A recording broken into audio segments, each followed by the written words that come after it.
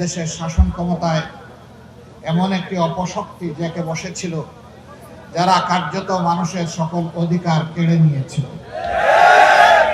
মানুষের বাঁচার অধিকার, মানুষের সম্ভ্রম রক্ষার অধিকার, মানুষের খাওয়ার অধিকার, মানুষের ভোটের অধিকার, মানুষের স্বাস্থ্য সেবা পাওয়ার অধিকার, মানুষের ন্যায় বিচার পাওয়ার অধিকার, এক কথায় সমস্ত মানবাধিকার তারা কেড়ে নিয়েছিল।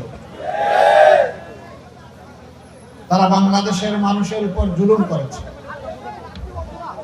তারা বাংলাদেশের মানুষের সম্পদ লুণ্ঠন করেছে, লুণ্ঠিত সম্পদ তারা বিদেশে পাচার করেছে, তাদের পরিবার পাঠিয়ে কানাডা সহ বিভিন্ন জায়গায় বেগম পাড়া তৈরি করেছে। শেষ পর্যন্ত নিজেরাও তারা পালিয়ে গেছে। তারা বলতো এই দেশটি তাদের, বাকি জনগণ তাদের দাস। চোখ রাঙ্গা তো তোমরা কারা? আমরা জমিদার, তোমরা আমাদের প্রজা, আমাদের ইচ্ছা মতোই তোমাদেরকে এখানে বসবাস করতে হবে। আল্লাহ তাআলা অহংকারীদেরকে পছন্দ করেন না। দাম্ভিকদের দম্ভ আল্লাহ তাআলা মাটির সাথে মিশিয়ে চুরমার করবে।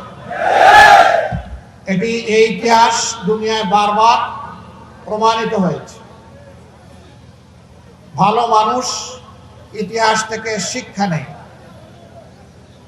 আর মন্দরা ইতিহাসের আস্থা করে নিক্ষিপ্ত হয়।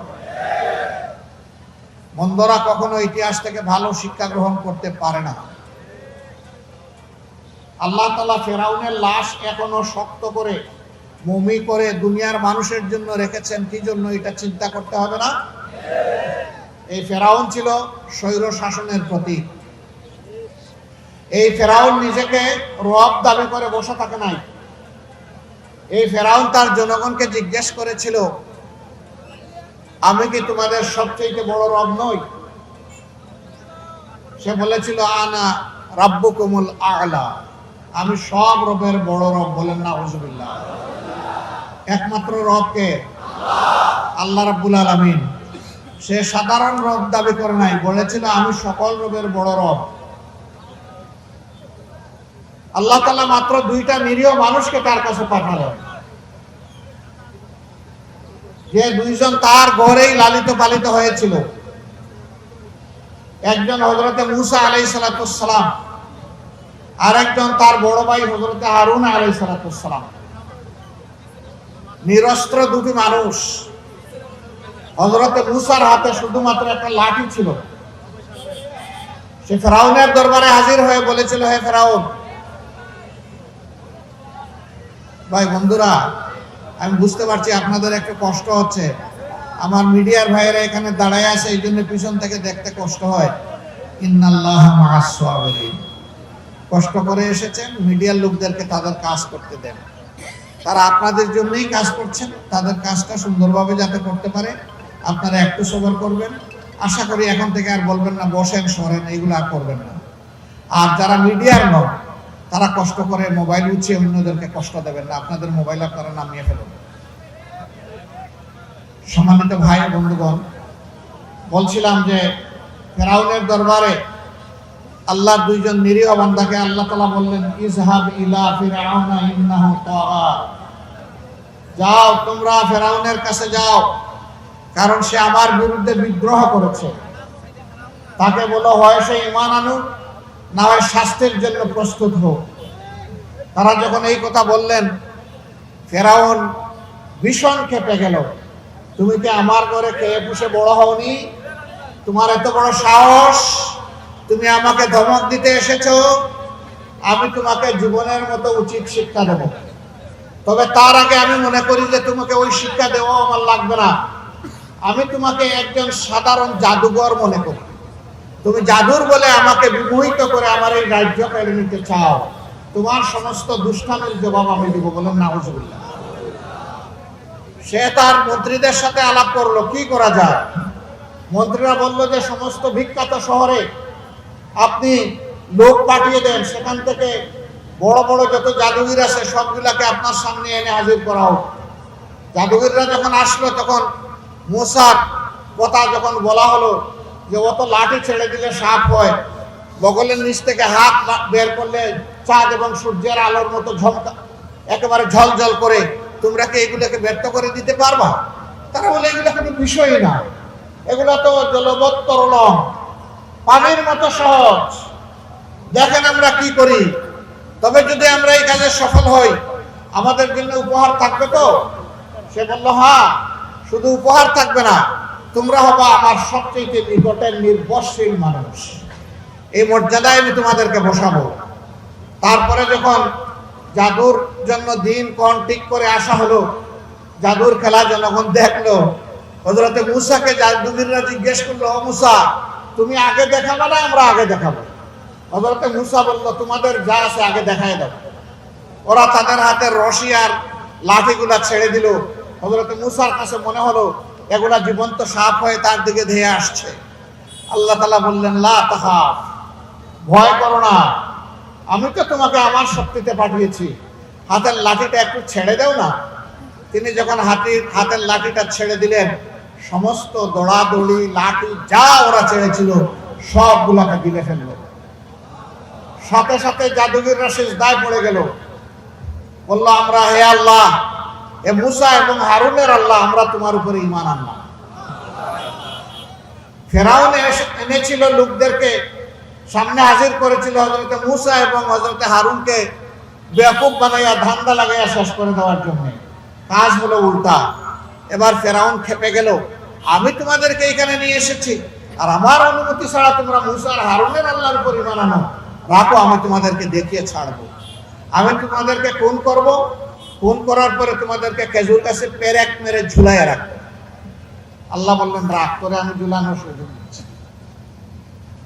এরপরে আলহামদুলিল্লাহ সে খেপে গিয়ে বুঝলো জাদু মাদু দিয়ে আর হবে না, এখন এদের গোটা বংশ শুদ্ধা সমস্ত বনী ইসরাইলকে শেষ করে দিতে হবে। তাই সেনাবাহিনী তৈরি করলো। ওদিকে আল্লাহ তাআলা হুকুম দিলেন, হে মূসা, সমস্ত বনী ইসরাইলের লোকদেরকে নিয়ে তুমি সমুদ্রের দিকে যাও, ভোর হওয়ার আগেই চলে যাও, সমুদ্র পাড়ে গিয়ে হাজির হও। ভোর হতে না হতে হযরতে মূসার বংশধর বনী ইসরাইল দেখতে পেল অতি নিকটে ফেরাউন তার বিশাল বাহিনী নিয়ে ধাওয়া করছে। ভয় পেয়ে গিয়ে বলল, হে মূসা, এখন তো শেষ, সামনে সমুদ্র, পিছনে দুশমন, আমাদের তো আর কোনো জায়গা নেই। আবার হযরতে মূসা বললেন, যে আল্লাহ আমাকে এখানে নিয়ে এসেছেন সেই আল্লাহই আমাদের জন্য যথেষ্ট। আল্লাহ তাআলার হুকুম আসলো, এবার আবার একটু লাঠির আঘাত মারো সমুদ্রের পানিতে। লোহিত সাগর দুই টুকরা হয়ে গেল, মাঝখানে শুকনা রাস্তা। হযরতে মূসা এবং তার সঙ্গীরা তর করে সেই সমুদ্র পার হয়ে গেলেন। ফেরাউন মনে করলো এই রাস্তা বুঝি তার জন্য। সে তার সৈন্যবাহিনী নিয়ে ঢুকলো, চতুর্দিকে পানি এসে তাদেরকে গ্রাস করলো, সবগুলো নিশ্চিহ্ন ছিন্ন ভিন্ন নদীর স্রোতে। আল্লাহ তাআলা ফেরাউনকে শুধু বাঁচাইয়া রাখলেন, রাখ, তোরে আমি সারা দুনিয়ার সমস্ত ফ্যাসিস্ট স্বৈরাচারীদের জন্য তোরে প্রতীক বানাই আমি রাখবো, ঠিক না? পানিতে যখন কেউ ছিন্ন ভিন্ন হয়ে যায়, পানির কীট পতঙ্গ মাছ প্রাণীগুলা খেয়ে একদম শেষ করে দেয়, হাড্ডি শুধু ছেড়ে দেয়। কিন্তু আল্লাহ তাআলা পানির মধ্যেই ফেরাউনকে শুটকি বানাইয়া রাখলেন, যাতে ওখান থেকে স্বৈরাচারীরা শিক্ষা নেয়। আফসোস, ইতিহাসের এটাই শিক্ষা যে স্বৈরাচারীরাই ইতিহাস থেকে শিক্ষা নিতে পারে না, বরঞ্চ তারা সেই ইতিহাসে আস্থা করে ব্যক্তিত্ব হয়। বাংলাদেশে যারা ছিলেন তারা এই দেশের মানুষ, তাদেরকে তো আমরা বলি নাই যে আপনারা দেশ ছেড়ে চলে যান। তারা গেলেন কেন? তারা গিয়েছেন এই কারণে যে তারা এত সব অপকর্ম করেছে যে এই দেশের 1 ইঞ্চি জায়গাকে তারা নিজেদের জায়গা মনে করতে পারে নাই। এই জন্য দেশ ছেড়ে যেদিকে পেরেছে পালিয়েছে, আর যারা যেতে পারে নাই আস্তে আস্তে জালে ধরা পড়ছে। তারা মানুষকে জ্বালিয়েছে, বিভিন্ন দিক থেকে জ্বালিয়েছে। তারা তো গেল, এখন কি হবে বাংলাদেশে? এই প্রিয় দেশটা তো আপনার আমার সকলের। এই দেশ যদি ভালো থাকে আপনি ভালো থাকবেন, আমরা ভালো থাকবো। এই দেশ যদি কষ্ট পড়ে আপনিও কষ্ট পড়বেন, আমরাও কষ্ট পড়ব। আমরা কি কেউ চাই স্বেচ্ছায় আমরা কষ্টের মধ্যে আবার পড়ি? যদি না পড়ি তাহলে কি করতে হবে আমাদের? বাংলাদেশের 53 বছর চলে গেল স্বাধীনতার পর, এবার আমরা 54তম বৎসরে পদার্পণ করেছি। এই 53 বছরে এই জাতির যে প্রত্যাশা ছিল বহুলাংশ তা পূরণ হয়নি।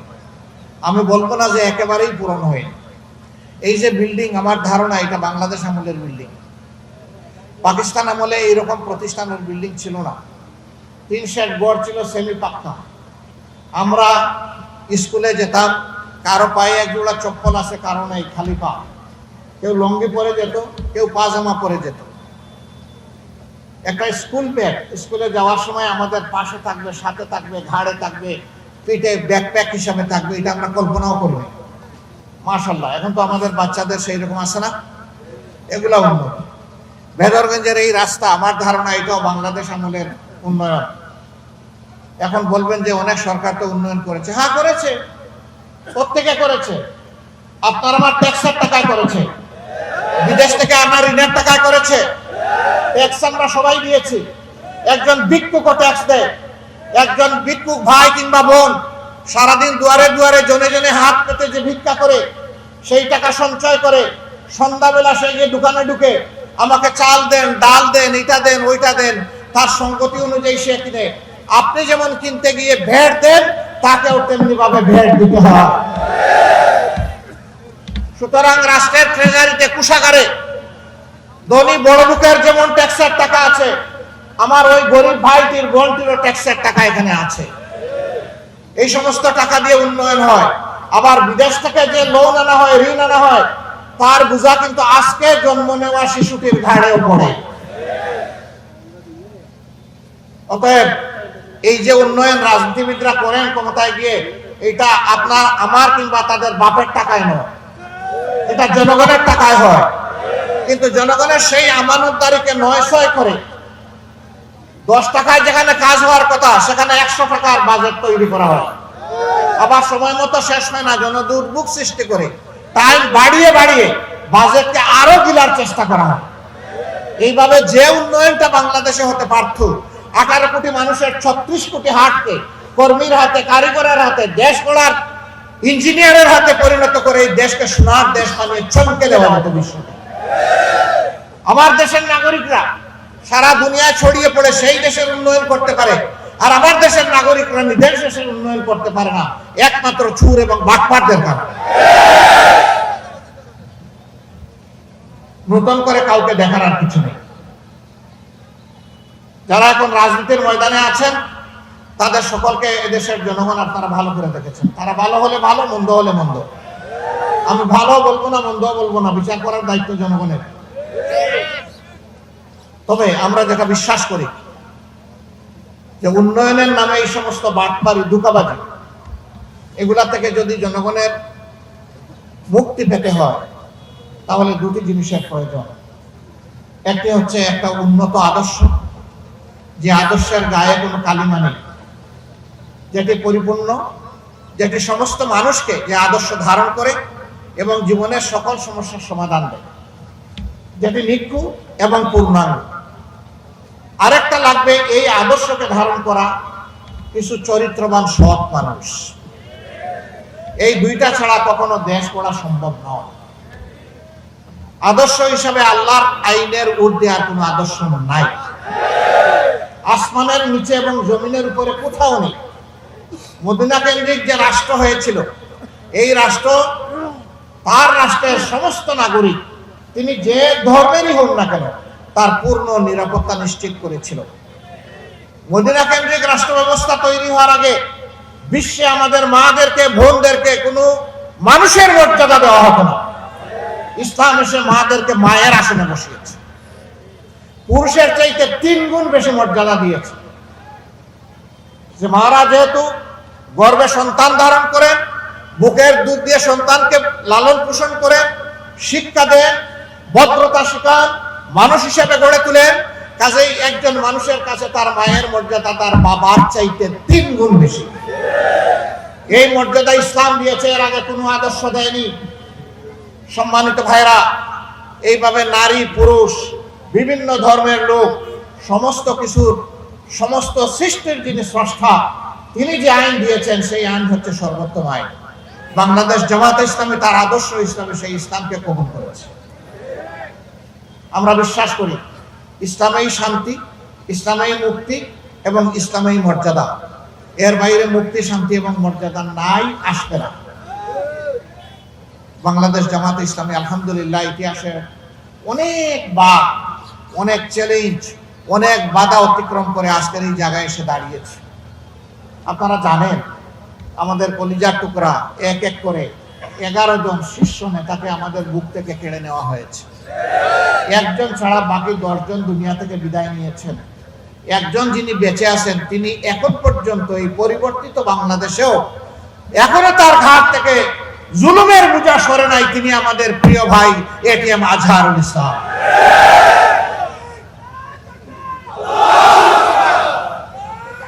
আমরা সরকারকে যথেষ্ট সময় দিয়েছিলাম। এক এক করে কারাগার থেকে সমস্ত রাজনৈতিক নেতারা মুক্ত হয়ে এসেছেন। এটিএম আজহারুল ইসলাম যখন বন্দী হন তখন ছিলেন তিনি বাংলাদেশ জামাত ইসলামীর ভারপ্রাপ্ত সেক্রেটারি জেনারেল। আমরা সরকারের কাছে স্পষ্ট জানতে চেয়েছি তিনি এখনো কারাগারে কেন? মিথ্যা মামলায় যার উপর জুলুম করলো আওয়ামী লীগ, এখনো কি সেই জুলুম চালু থাকবে? এই জন্য এই দলের একজন ছোট্ট দায়িত্বশীল হিসাবে আমি ঘোষণা করেছি যে আজহার ভাইকে ভিতরে রেখে আমি আর বাইরে থাকতে চাই না। সরকার যেন আমাকে গ্রেফতার করে কারাগারে পাঠানোর ব্যবস্থা করে। আমার সম্মানিত ভাইরা, আজহার ভাইয়ের মুক্তির সাথে সাথে বাংলাদেশ পুরোপুরি মুক্তি পাবে না, তবে একজন মুসলিম মুক্তি পাবেন ইনশাআল্লাহ। বাংলাদেশকে মুক্ত করতে হলে এই দেশের যুব সমাজকে এগিয়ে আসতে হবে। আমি যুবকদেরকে অভিনন্দন জানাই, স্যালিউট জানাই। টানা 15.5 বছর আমাদের উপর জুলুম চলেছে আর আমরাও আন্দোলন করেছি সরকারকে, ফ্যাসিবাদী সরকারকে ক্ষমতা থেকে সরায় বাংলাদেশকে মুক্ত করার জন্য। আমরা পারিনি, আমরা রাজনীতিবিদরা 15.5 বছরে পারিনি। কিন্তু সেই সমস্ত কষ্ট, দুঃখ, যাতনা, জুলুম একত্রিত হয়ে যে শক্তি তৈরি হয়েছিল আমাদের ছাত্রদের নেতৃত্বে, সেই শক্তির বলেই আলহামদুলিল্লাহ বাংলাদেশ মুক্ত হয়েছে ফ্যাসিবাদের কবল থেকে। এই জন্য আমাদের সন্তানদের এই অভিনন্দন পাও না, আমি তাদেরকে আবার অভিনন্দন। আমি দেশের আপামর যুব সমাজকে আহ্বান জানাই, সমাজ গড়ার জন্য দায়িত্ব নিতে তোমাদেরকে এগিয়ে আসতে হবে। যেই সমাজের যুবকেরা এগিয়ে আসে বিপ্লবের জন্য, সেই সমাজে আল্লাহর পক্ষ থেকে বিপ্লব সফল হয়। আমি শুধু যুবকদের কাছে দুটা জিনিস চাই, একটি হচ্ছে গভীর দেশপ্রেম, আর একটি হচ্ছে আল্লাহ তাআলার ভয়। এই দুইটা নিয়ে যদি আমাদের যুবকেরা এগিয়ে আসে, তারা হবে ইনশাআল্লাহ সকল ধরনের ষড়যন্ত্রের বিরুদ্ধে হিমালয় পর্বত। এই পর্বত কষিয়ে দিতে যেই মাথা দিয়ে গুতা দিব, ওর মাথা ভেঙে চুরমার। যুবকদের সেই শক্তিতে বাংলাদেশ, নতুন বাংলাদেশ, আগামীর বাংলাদেশ, মানবিক বাংলাদেশ, দুর্নীতি এবং দুঃশাসন মুক্ত বাংলাদেশ ইনশাআল্লাহ আমরা গড়ব। আপনারা মনে করতে পারেন এই সাদা চুলওয়ালা, ভ্রুওয়ালা, দাড়িওয়ালা মানুষ তিনি যুবকদের নেতৃত্বে গড়বেন, তিনি তো নিজেই একজন বৃদ্ধ। নো, আমি বৃদ্ধ নই, আমি একজন যুবক। আলহামদুলিল্লাহ। যুবকরা, তোমরা যখন মানুষের মুক্তির জন্য রাস্তায় নামবে, আমাদেরকে তোমাদের মিছিলের পিছনে পাবে না, সামনে পাবে ইনশাআল্লাহ। আমার কাছে বৃদ্ধ ওই ব্যক্তি যে কোনো কিছু দেখলেই ভয় পায়। আমার কাছে যুবক ওই ব্যক্তি যে পাহাড় এবং পর্বতকে মারানোর সাহস। বয়স তার কত, এটা আমার কাছে এটার কোনো গুরুত্ব নাই আমার কাছে বয়সে। এই জন্য এখানে যারা আছেন আমি দেখতে পাচ্ছি 70-75 বছর বয়সের মানুষ এখানে আছে। নিজেকে বুড়া ভাববেন, আপনিও যুবক।